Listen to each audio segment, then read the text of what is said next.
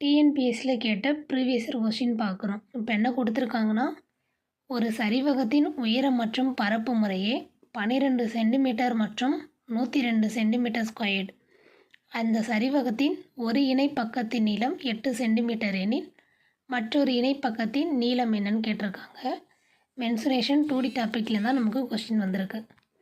இப்போ என்ன சொல்கிறாங்கன்னா, சரிவகத்துடைய ஹைட் கொடுத்துருக்காங்க, ஏரியா கொடுத்துருக்காங்க, நெக்ஸ்ட்டு 2 பக்கங்கள் இருக்கும். அதில் ஒரு பக்கத்தின் நீளம் 8 சென்டிமீட்டர்னு கொடுத்துருக்காங்க. இன்னொரு பக்கத்தின் நீளம் என்னன்னு கேட்டிருக்காங்க. இப்போ பாருங்கள், டைரெக்டாக ஃபார்முலாவில் அப்ளை பண்ணால் நமக்கு ஆன்சர் கிடைச்சிரும்.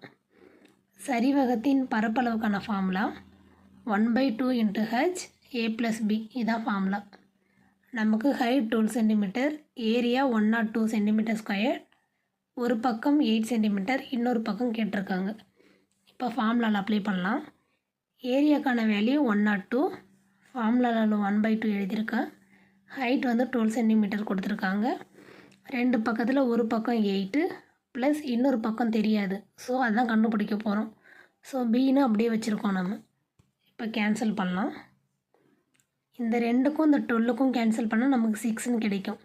ஸோ இதை தான் இங்கே எழுதியிருக்கோம். 102 = 6, 8 + b. நெக்ஸ்ட்டு இந்த 6ஐயும் இந்த 102ஐயும் கேன்சல் பண்ணால் நமக்கு 1 6 பேலன்ஸுங்க 4 வரும்.